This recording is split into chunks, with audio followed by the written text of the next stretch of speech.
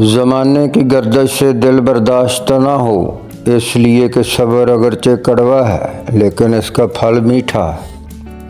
جس کو زمانہ گرا دیتا ہے تمام دنیا اس کے سر پر پاؤں رکھ دیتی ہے۔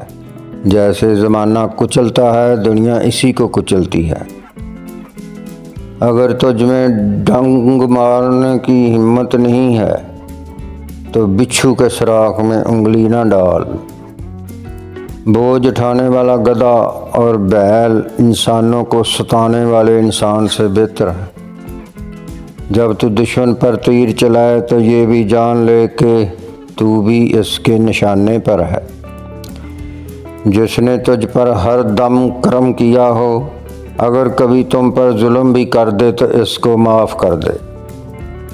جہاں تک ہو سکے کسی کا دل نہ توڑ، اس لیے کہ ایک آہ سے سارا عرش ہل جاتا ہے۔ اگر روزی عقل کی وجہ سے ہوتی تو بیوقوف تو بالکل بھوکا مر جاتا۔ بیوقوف کو سب پالنے والا اس طرح روزی پہنچاتا ہے کہ عقل مند دیکھ کر حیران رہ جاتا ہے۔ جو دوسروں کے عیب تیرے سامنے بیان کرتا ہے، تیرے عیب دوسروں کے سامنے بیان کرے گا۔ اگر کوئی مانگنے والا عاجزی سے تجھ سے کوئی چیز مانگے تو اس کو دے دے، ورنہ کوئی ظالم زور سے لے لے گا۔ جو بھوک کے مطابق کھاتا ہے اور پیٹ کو زیادہ نہیں بھرتا، اس میں معرفت کا نور ہوتا ہے۔ نادان کو دنائی کی 100 باتیں سناؤ، اس کے کان میں ایک بھی نہ پڑے گی۔ جو لوگ گوشہ عافیت میں جا بیٹھے، انہوں نے کتے کے دانت اور آدمیوں کا منہ بند کر دیا۔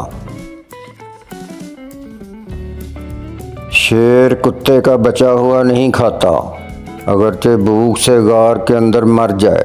بیچارگی اور بھوک پر راضی ہو جا، اور کمینے کے سامنے ہاتھ نہ پھیلا۔ جب پیچھے سے جان لینے والا دشمن آتا ہے تو موت بھاگنے والے کے پیر باندھ دیتی ہے۔ عقل مند کی ہستی خالص سونے کی مانند ہے کہ جہاں کہیں بھی جاتا ہے لوگ اس کی قدر و قیمت جانتے ہیں۔ بغیر پیسے کے تو کسی پر زور نہیں کر سکتا، اور اگر پیسہ ہے تو زور کی ضرورت نہیں ہے۔